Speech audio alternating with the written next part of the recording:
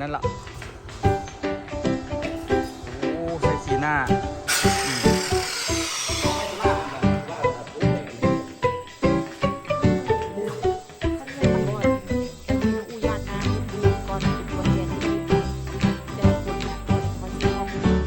เอาจานตักใส่ถุงจุน้องโมเห็นกันในเครื่องโลแล้วก็เป็นแล้วสิ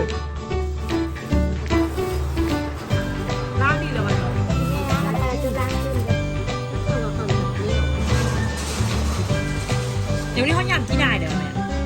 สบายดีทุกคนสบายดีตอนแรงเด้อแรงมื้อนี้มากับมือทีฟ้าแจ้งแต่กับเบิ่งคือทางนี้มาคือสิตกละฝนนี่น้องอูนจะมาตกว่ามือนี่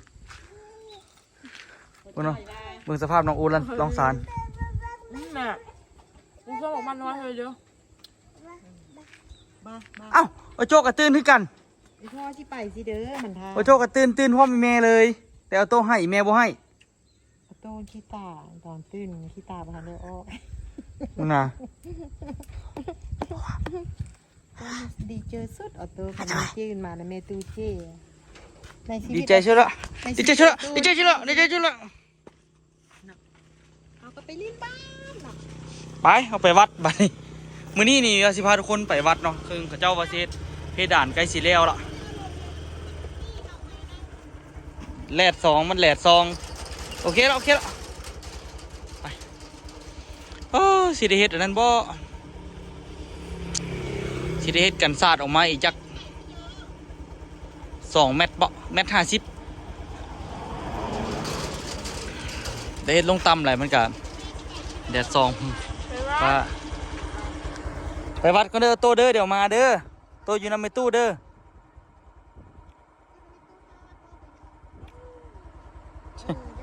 ไปดูคำตื่นมาแล้วหิวพร้อมซุกไปแต่จอยไป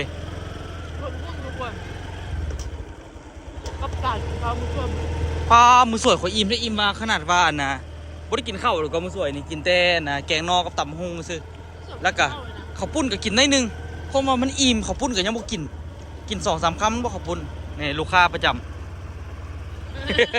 ำ นะฮะได้พาไปจับเขานะ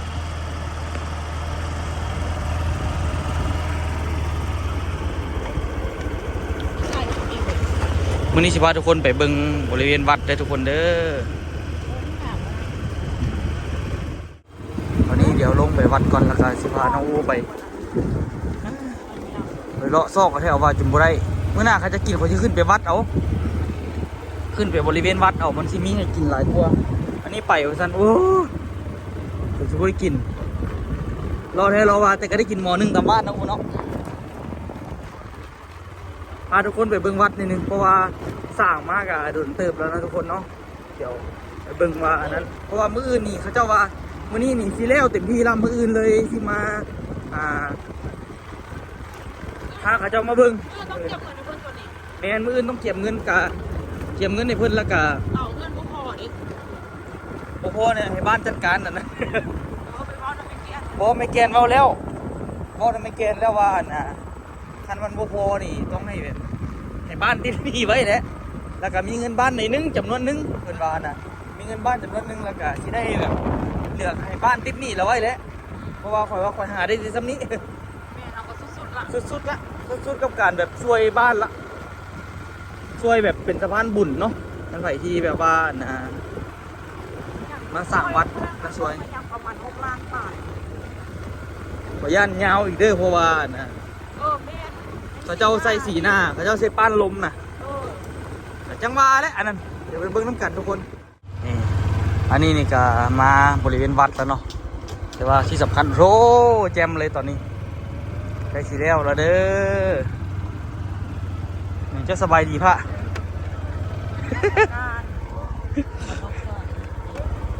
โอ้คำสบายดีพระก็จะเป็นนมัสการที่ว่าเขากับหูกันโอ้ว้าวเอาไหนมาทาสีนั่นล่ะ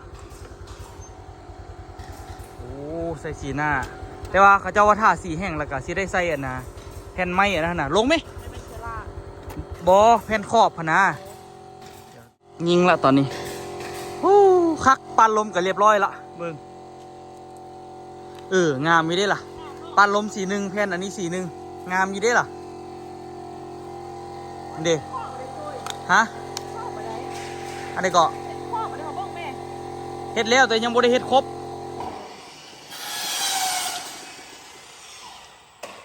ตอนนี้คือใกล้สิแล้วเต็มที่ลำมืออื่นสิได้จ่ายเงินหมดละทีมงานสู้ใครปักตานมานี่สิแล้วไอ้ลิกเอามันไผ่ทานสีของพื้นน่ะก็ได้แล้วต้องผ่าซอยซื้ออันนี้มันจะเดินกับตู้หน่วยมันก็แล้วก็เลยมาถ่าให้มืดมันที่มาถ่าที่ผ่านสิแล้วเด้นี่ไฟกับอันนี้แล้วมันบัดเดียวแต่เบี้ยไฟมันอ่ะมีตัวนี้ตัวนี้สรุปนี่เท่าไหร่นี่สรุปละเดี๋ยวเอาบินน้ำมันปึ้มน้ำห้องไม่ไหนมาคนเพราะว่ามันไฟจุดมือนั้นละปึ้มคนเบี้ยหรอไอ้ไหนจุดไหนละมีแต่ไฟที่มันบวกทางไม่สลาอีกมาก็ไม่สลามันแบบว่ามันแบบโอ้แพงอีนี่ก่อนขึ้นเงินหรอขึ้นเงินบ้านขึ้นเฮ็ดแต่ในเพดานนี่ต้องเปื้อนบ่เปื้อนบ่ได้เนาะมันได้แง่นขึ้นโอ้สีแล้วล่ะแบบงามแบบออร่าจับเลยเนาะพาอ้อมเบิ่งอ้อมดูระวังเล็กตะปูเลยเด้ไปค่อยๆย่างไปเอาอันนี้นี่งามเลยเนาะตัวหน่วยบ่เพิ่นว่าทาสีเอาทาสีเดี๋ยววันนี้ทาสีกันเปื้อนแล้วก็ครอบนี่ก็จึงเอาแปรงมาทาวันนั้นเพราะว่ามันต้องได้เก็บได้บ่ให้มันถึกอันนี้ทาสีอันนี้ให้เลยโอ้อ้อมข้างใส่เรียบร้อยแล้วเด้อบัดนี้เด้อพ่อแม่พี่น้องเอ้ยนี่เรียบร้อยหมดละโอ้เพิ่นใส่น็อตอันนั้นยิงเลยบ่ใส่ตะปูหมวกคือเฮาก็ดีขึ้นกันก็บ่เสียเวลาตีอันนี้คือบริเวณข้างวัดเนาะกะเพิ่นใส่ขอบอันนี้จนมืดก็งามอยู่เด้ก็ถือว่างามสมควรเนาะแต่ตัวนี้เพิ่นยังบ่ทันโป้บ่สีตัวนี้ธรรมดาตัวห้องตัวอย่างก็ต้องโป้เบิดถ้าอย่างบ่ได้โป้เท่านี้แม่นตอนเฮาไล่หั่นน่ะบ่ได้ไล่อ่ะนะบ่ได้ไล่แผ่นเซล่าของขอบพี่ตอนเฮาไล่หั่นน่ะแต่อันนี้เพิ่นติดให้เลยนี่ก็ต้องได้ไล่แผ่นเซล่านี่เพิ่มนี่เด้งามแล้วเด้บัดนี้มีแต่ทาสีแล้วหมดแล้วก็โอเคแล้วนี่นะครูบาเพิ่นก็น่าจะได้มาอยู่ละแต่ตอนนี้ยังบ่ได้อยู่เด้อเพราะว่าหยังก็บ่ทันเรียบร้อยแต่ว่าเฮ็ดอันนี้แล้วบ้านนั้นไปเสนอในบ้านในวันเสาร์อาทิตย์หรือว่าอันเดี๋ยวเราพากันออกให้งานรวมเจ้าก็ที่มาอนามัยบ่เฮืออันในบ้านนะเพิ่นทางกันนั่นดอกกันนั่นก็สิมีแหละออกให้งานรวมเนาะวัดเนาะสำหรับผู้ใดเนาะที่แบบอยากร่วมเฮ็ดบุญนำวัดบ้านน้องอู้เนาะแต่ว่าที่สิ่งแล้วงบพี่น้องอู้กับต้อยหาได้เท่ากันยังบ่พอเทื่อเด้อกระทากะเชิญชวนเนาะคันถ้าว่าผู้ใดแบบอยากเฮ็ดบุญนำน้องอู้กับต้อยกะสามารถร่วมเฮ็ดบุญกับอู้กับต้อยได้ตอนนี้ก็สิมีทางแม่เจนี่ซานผู้ใดหลายๆคนโอนมาแต่ว่าน้องอู้ยังพันได้เอามาถวายวัดแล้วก็อันนั้นเฮ็ดอันนั้นให้น้องอู้สิท่าบัดเดียวอย่าไปเฮ็ดบัดเดียวแม่นแต่ว่าน่าจะเป็นมื้ออื่นเนาะไปเบิ่งคลิปอู้ก็ได้มื้ออื่นเดี๋ยวมื้อแลงอู้กับอู้สิเตรียมเงินไว้ก่อนเตรียมเงินไว้มันเหลือพอเท่าเดิมกะสิไปหาในบ้านก่อนไปหาในบ้านแล้วกะเพราะว่าในบ้านบอกว่าเพิ่นสิมีเงินรวมบ้านของเพิ่นแล้วเพิ่นสิออกเงินรวมบ้านด้วยแต่ว่าน้องอู้เบิ่งแล้วก็คือยังคือสิบ่พอดอกเงินรวมบ้านก็ได้ฉะนั้นล่ะอันได้เงินมาแล้วอู้สิเขียนรายละเอียดแล้วสิว่ามอบเพิ่นครูบาเพิ่นเฮ็ดพิธีอันเดียวก่อนเนาะแปลว่าสูตรอันเดียวก่อนไปเพิ่นน้องอู้ญาติน้ำเฮ็ดบุญก่อนเป็นตัวแทนเฮ็ดบุญให้แต่ละคนนะก้อนแล้วจะค่อยชิมมอบเงินเธอทางสร้างเงินสร้างน้องอู้ก็เอาสร้างที่แบบว่าอยู่ในหมู่บ้านนี่แหละเพื่อแบบว่าเป็นคนบ้านเดียวกันแม่นคนในบ้านมีรายได้เพิ่มขึ้นแม่นอันนี้เพิ่งก็เป็นคนในหมู่บ้านนี่เพื่อนก็อยู่นี่แหละคันว่าเวลาเป็นเพิ่งกลับมาช่วยมาเฮ็ดจริงแต่ว่าเบิ่งอันนี้นี่ทำอีกคนคิดว่าแพนเซล่าที่จริงมันไหม้เดี๋ยวโอ้บอกว่าไหม้ออกมาได้ใส่เดี๋ยวสิได้ไปถามเขาเจ้าเบิ่งไปเบิ่งไปเขาเจ้าว่าหมกพุกอยู่ต้นนี้แซ่บแต่เขาบอกออกจากหน่วยวะออกสิเป็นยังเป็นแล้วแต่ว่าปัญหาสิเอาจากไหนนี่ละเอาจากอันบ่จากหน่วยบ่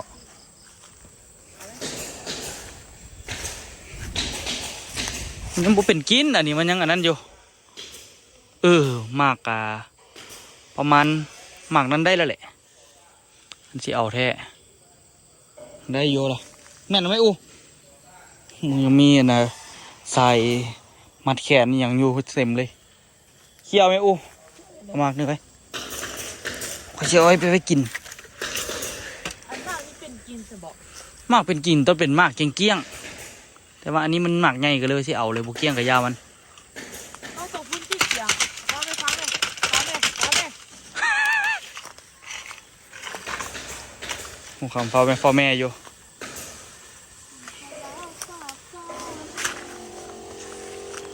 ตัวนี้กินเสร็จไหม ฮะ มันต้องออกเรื่องๆเลยนี่ บอเป็นผิวเกี้ยงๆอู้มากนั่นก็ได้นะอู้อันนี้ก็ได้เอ้า ถ้ากินเลยแบบนี้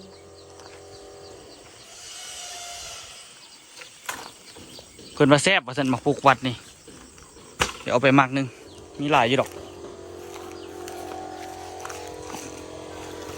ไปใส่รถหอมครบเสร็จแล้วนะทุกคนตอนนี้มอมข้างคือเรียบร้อยละเดี๋ยวต้องได้ไปถามไอ้ลิฟว่าน้ำมันหัวบ่ตอนนี้นี่แผ่นข้างๆเพิ่นทั้งสีหน้าทั้งปานลมเพิ่นใส่เรียบร้อยแล้วเนาะเพดานแต่ละจุดเพิ่นก็ใส่ขอบเนาะแต่ว่าก็ยังบ่ทันหูนั่นเรียบร้อยครับเอาไอ้ลิฟไม่อันนี้เอามาที่ใส่ไม่ปานลมนี่ ไปบ้านร่มตัวไหน อันนี้นี่แคนเซล่าวะนี่โมเมนตี้มาได้ใส่ เอากับเขามันอยู่นี่หรือเปล่า เอามีอยู่นี่แต่แรกว่ะ ข่อยบ่ได้สังเกต นี่จะตัวนั้นอันเดียวที่เขาซื้อตัวหน้าที่ว่าไม่หน้า แต่ป้านลมนี่มีแต่แรกแล้วแมันบ่ฮะตัวใด บ้านร่มอยู่นอกนี่นะ แมน ตัวนี้มันก็มีอยู่นี่ตัวแล้ว โอ้ แต่ แต่ ซื้อมันก็มีแต่ไม้อันนี้นี่ โอ้มีแต่สีหน้านี่เนาะ เล็กอยู่ไหนนี่ที่หน้า3,000กับเล็กอยู่ไหน เออ อันนี้มันก็มีกระโดดเลยเนาะ ครบเสร็จแล้วสะเนาะ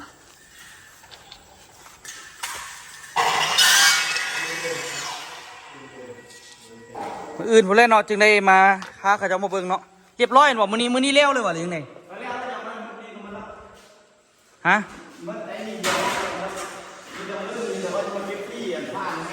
อืมเดี๋ย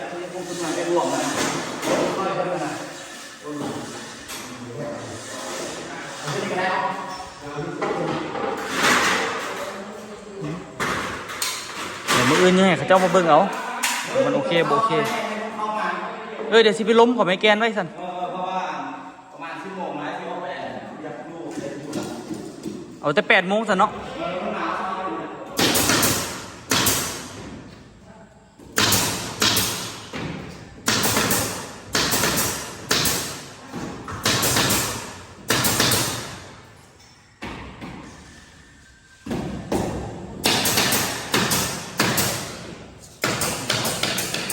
เดี๋ยวมืออื่นแล้วจึงสิบากันไหมตัวนี้ก็ยังบ่ทัน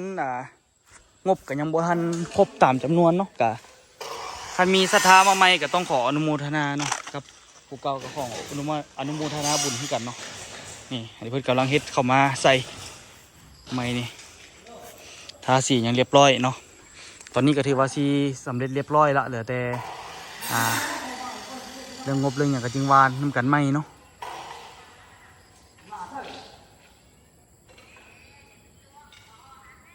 ไอ้ลิบ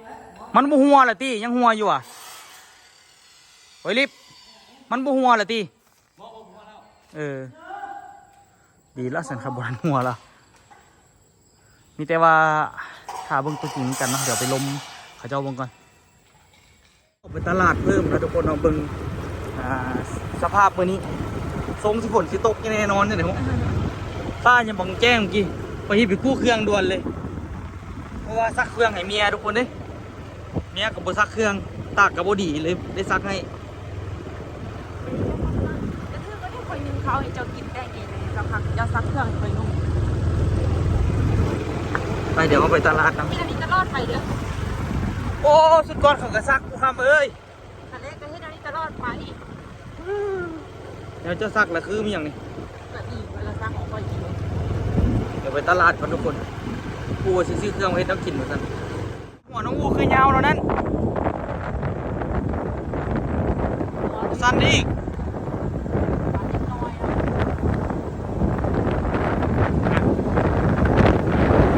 อีกสองหัวใส่กัน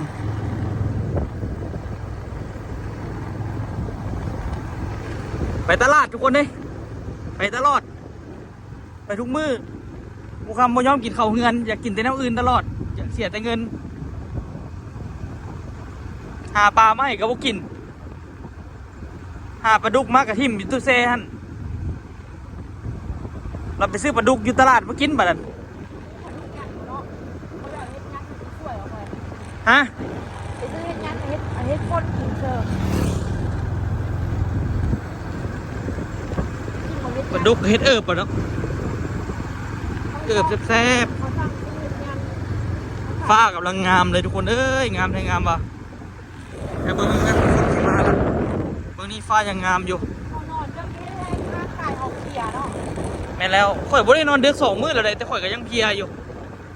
ไปนะนุวงศ์สุดนี้เมื่อยตอนข่อยมาฮอดตอนข่อยขี่รถไปเอานะไปส่งเข้าก็ไปนั่นน้ำเจ้าโอ้ยสุดๆเลยโคตรเมื่อย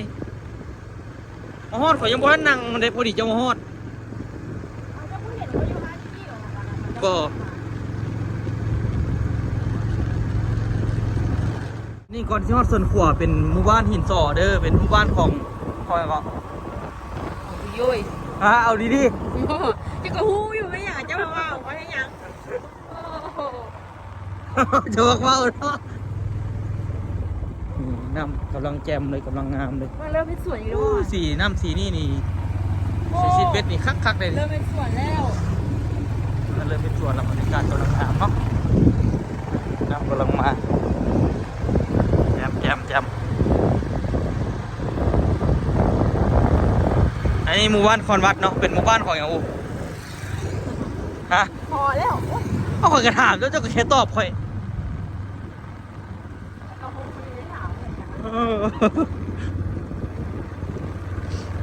โอ้เอาลองเกียงว่ะ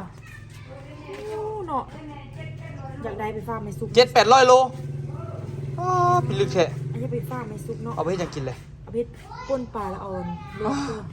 เอาไปป่นแล้วใส่หอยไข่เลย มีหอยซื้อก็ได้ ใส่หอยไข่เลยใส่ปลาแล้วพวกปันเลย เจ้าก็ได้ตัวเองมาหาปลา ข้าวปลาแล้วสิไปใส่ปลาดุกวะ ปลาดุกหา โอ้สิใส่ก็ใส่ขอกระสดกินแล้วนี่เอาไปแต่แซ่บอยู่หรอ ถ้าไหนไม่ซุปกินหมดเลย กลายมากินแล้วเนาะอันนั้นนี่ อันนี้ก็ตู้เย็นไว้ก็ได้ว่ะ จะเป็นเด้อ ตัวแม่ขายโลเท่าไหร่ปะดิ ก็แม่ค่ายโลนึง300,000 เป็นซาว เอาล่ะนี่700 โล อ๋อดู อุดหนุนจากร้อยบ่อู ฮะ อุดหนุนจาก100 โลบ่ เบิ่งราคาเยอะเพียงเลยนี่ราคามาซื้อโอ้จะไปซื้อครับซื้อลองเกียงคุณว่ะโอ้ เอาจานตักใส่ถุงซื้อเนาะ เห็นจังได้ครึ่งโลแล้วก็แม่นแล้วซื้อ ล้างดีเลยวันนี้ กินแม่นะแล้วไปจะล้างตื่นเด้อ ต้มน้ำรั่วแล้วกัน เฮ็ดอันนี้มันออกอยู่ใช่ปะ เอาแล้วให้มันไม่ไผ่ ว่ะโอ้เขาไปเอากันนะแม่เขาก็เอามาพร้อมเนาะ เอาแล้วไม่เหี่ยว ยายจะมานึ่งคือคิดว่าคุณโทรหาเด้อ ยันเนี่ยแต่เป็นตากินกระลึบกระลึบดีไป ไปเที่ยวมาเขาเจอ อันไอโอน โอนเอาให้แม่ ครึ่งโลเท่าไหร่อู แม่บอกสิเอาให้ได้แม่ ซื้อไปทอดป่ะ งานชักบ่เอาชักไม่เอาชักเพิ่มไม่ชักเพิ่ม เอาสามเส้น เอาเงินลูกแค่ไหน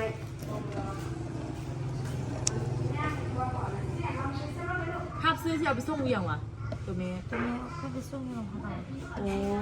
ส่งจำนวนเรา เอาในเรือไปส่งทางรถไฟ เอารถ โอ้ ขับรถไปส่งเองเลย ขับรถไปส่งเองเลย เด็กเนาะ ภาพซื้อก็ภาพเนาะ ตลาดลองซานนี่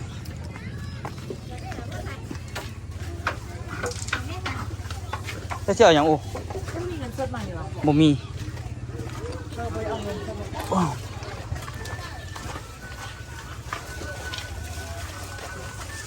เอาอินไมอินเนจัง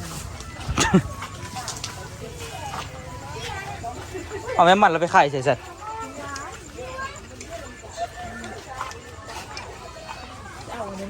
ดิเอามะเขือไปตำแจวดิมะเขือเขาบ่มีแล้วเปล่าอูมะเขือยาวเขา โอ้ไปเอามาปลูกก่อนพอได้ตำแจ่วกินก็โอ้โหเพิ่นมางามๆสิ้นแห้งก็ได้ขายดีเนาะมาฮอดเลยหิวข้าว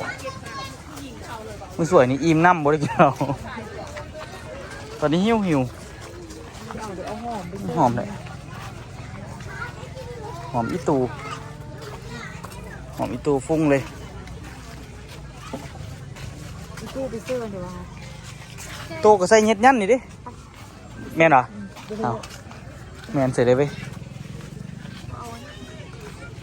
ของคณะเอาไปปักเนาะ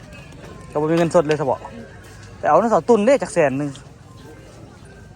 200,000ลืมเอาเงินสดมาสิแล้วจึงเอามาจ่ายเพิ่น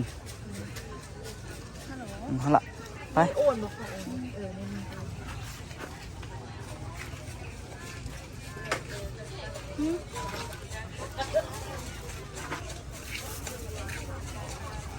ขาจ้า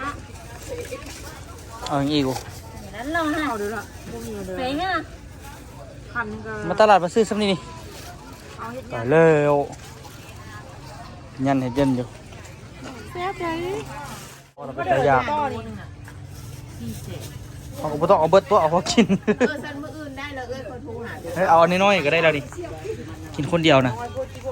อ้าวกินคนเดียวเนาะ คิดสิเพื่อคนอื่นเลยจะกระได คนอื่นบ่กิน เอาไปได้ดีเพื่อแม่คนกิน เนาะเพื่อนก็เอาอันเอาตัวเด้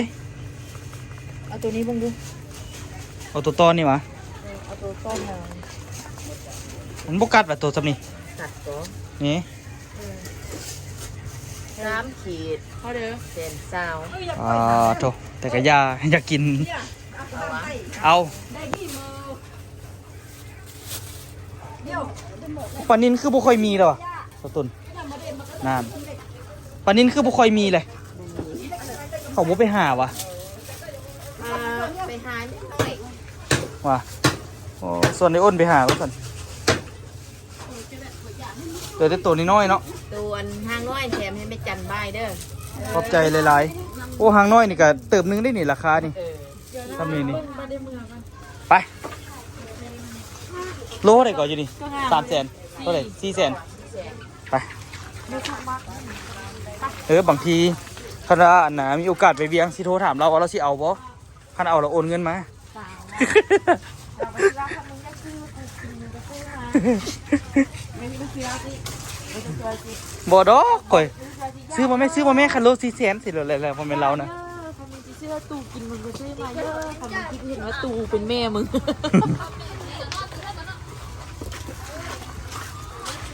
โอ้แซ่บแล้วมื้อนี้บ่ต้องกินหยังแล้วกินซ้ำนี่โอเคละไป แม่เคยซื้อให้เจ้ากิน ก็ข่อยซื้อให้เจ้ากินว่าซั่นเงินติดหนี้หมู่ล้านหนึงยังบ่ยอมจ่าย นึ่งเนาะ จ่ายใช่ไหมอูบ่ทันข่อยสิทวงนี่แหละจน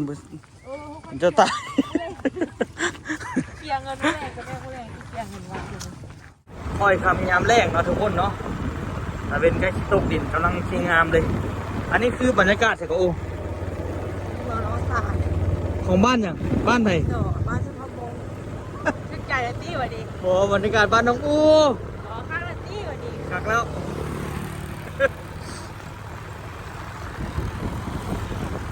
โถบุ้ง เอาลง เบิ่งราคาเบิ่งราคากันเจ้าราคามันโดพุ่นนะมันโดกับโมเดิร์นเลยโอ้โหจะเลือกเลย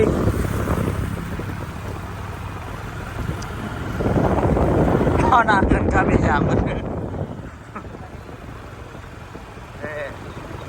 บรรยากาศตอนแรงอยู่ที่ห้านนะทุกคนเนาะตอนแรงนี่ก็ที่ได้ขายดีแน่นะทุกคนก็เครื่องของก็ได้ขายอยู่แต่อันนี้นี่บ่ปานใดไปเป็นก่อนการเฮียนเนาะส่วนหลายซีได้ขายเครื่องทุกคนกับซีได้ขายประมาณช่วงที่เขาเจ้าขายอย่างเนาะทุกๆกลางเดือนแล้วก็ท้ายเดือนได้ขายดีทุกคนแล้วก็มื้อนี้กับวันที่มื้อนี้วันที่16กว่าไหมจัน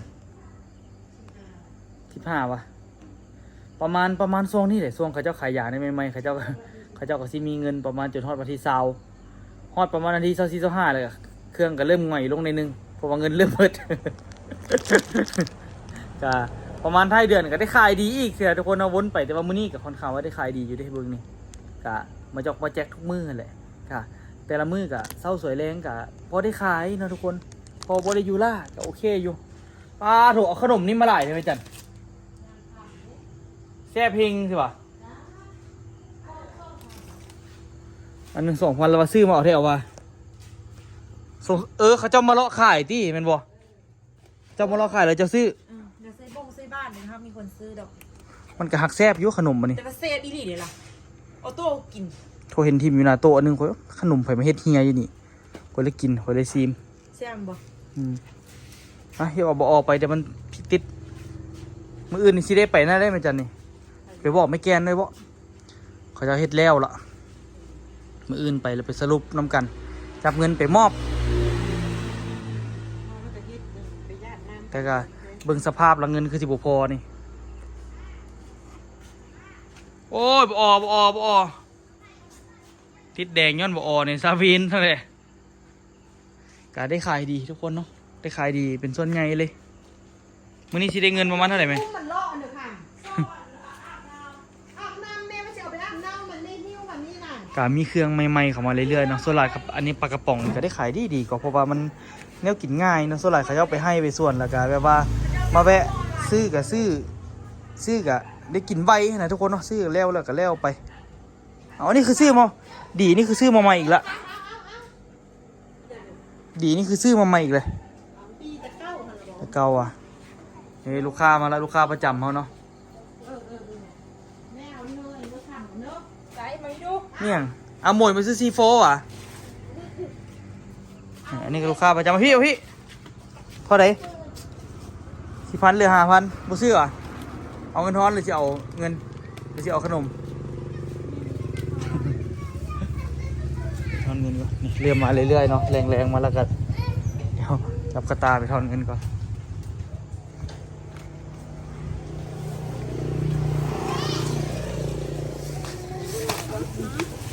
ไม่ใช่มันจะไปรายญาติเอาทำได้จะที่พ่อเด็กๆสุดกัน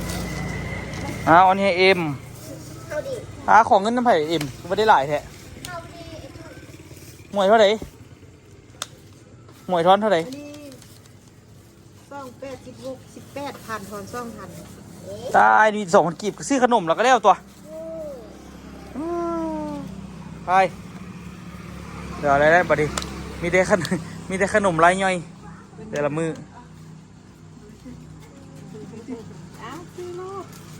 เลือกเบิ้ง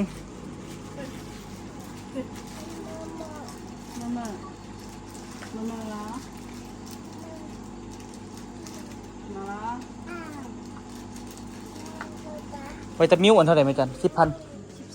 12ว่ะ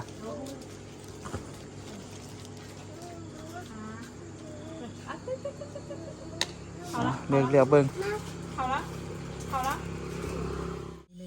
กินแซ่บบ่ะ แนวอันมืดเข้าเลยเนาะ มืดเข่าอีหลี ป้ามึงเต็มมันกับมือละตัวกินอ่ะ คนน่ะตัวกินก็แต่ก็กินหลายอยู่มื้อนี้พอมื้อสวยนี่กินบ่ได้กินข้าวแล้วพุดเดียวนึงหิวปะนั่น ยังบริกินเขาหรอก บัดตอนกินน้ำมันนั่นน่ะอิ่มน้ำมันนั่นน่ะทุกวันน่ะถ้าตัวใหญ่ๆนั่นนี่กินบ่ได้เลยบ่ะ เอาไปเข้าไปตำแก้วไปแล้ว มา อันนี้เข้าไปตำแก้วเอาไปตำแก้วเบิ่งดิ ปลากินเหรอ โอ้ยขนาดนั้นนะนั่นยังไปตำแจ่วเนาะ ทุกคน กิ เอา โล ไว้ มันอย่างเนาะแซ่บไปพอมันก่อนไหมบางที ถ้าเข้าก็เข้าไปตำแก้ว เดี๋ยวนี้เขาย่างกี่นายเดี๋ยวแม่ ยัง ย่างวะ เข้า ปีนี้คันว่าได้ไปใต้ที่นะซื้อหลายๆแล้วใส่2 10ไปไว้ก่อนพอย้ำมันนั่นก็เอามาแก้ม ที่ง่ายขนาด เฮ็ดคือกันแม่อันแม่เพชรพระวัดเฮ็ดนะแม่สั่งเข้ามาไล่แล้วมาล้างมันนึ่งไว้แล้วเฮ็ดเป็นแพ็คพอดีแกงหม้อนึงขนาดแล้วเสื้อซองแข้งไว้ แม่นเลย เฮ็ด เราเย็ดมัน จีนายได้เฮ็ดได้อันเฮ็ดอันนั้นหมดนะ พวกเห็ดตาบเนี่ยก็ได้อยู่ก่อน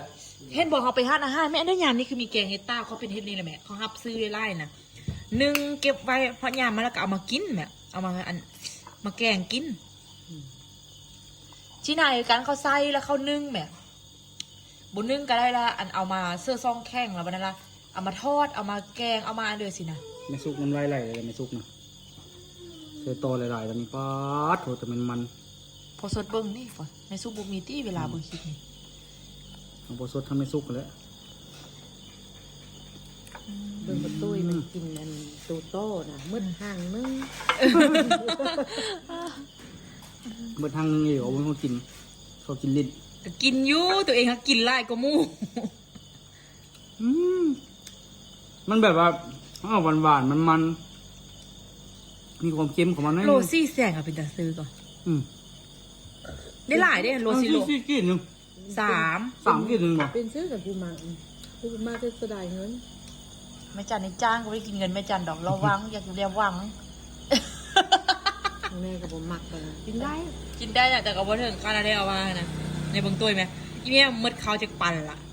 รสปันน้อย ตื้อ ได้ก็เต็มจาน โอ้ยตัวกระทะเขากินได้ไหมเฮ้ย ๆเอาทีละ 3ละ ครับนะทุกคนเนาะเดี๋ยวมื้ออื่นสิพากันไปเบิ่งวัดเพราะว่าพักกันไม่ละบอกกันในบ้านไปไว้แล้วมื้ออื่นสิไปเบิ่งนำกันคืนนี้ก็ฝากติดตามเลยทุกคนเด้อสำหรับคลิปนี้บ๊ายบายทุกคนสบายดีเด้อ บ๊ายบายแม่จันบ๊ายบาย ไม่ได้บ๊าย เอา บาย เต้ยบ๊ายบายเดี๋ยวเต้ยบ๊ายบายเด้ ไม่บ้าเลยลูก บ๊ายบายให้ได้เลยเออบ๊ายบายเดี๋ยวไม่ให้ได้เลย ไม่บ้าเลยลูกบ๊ายบาย ให้ได้บ๊ายบายต้มมือลายก็สนับคันโบราณก็ต้มมือลาย ยกมือลายไปแม่เก่งบอก หาเงิน หาเบิ่ง ครับอ่านหนังสือ ไปกันไปแล้ว เ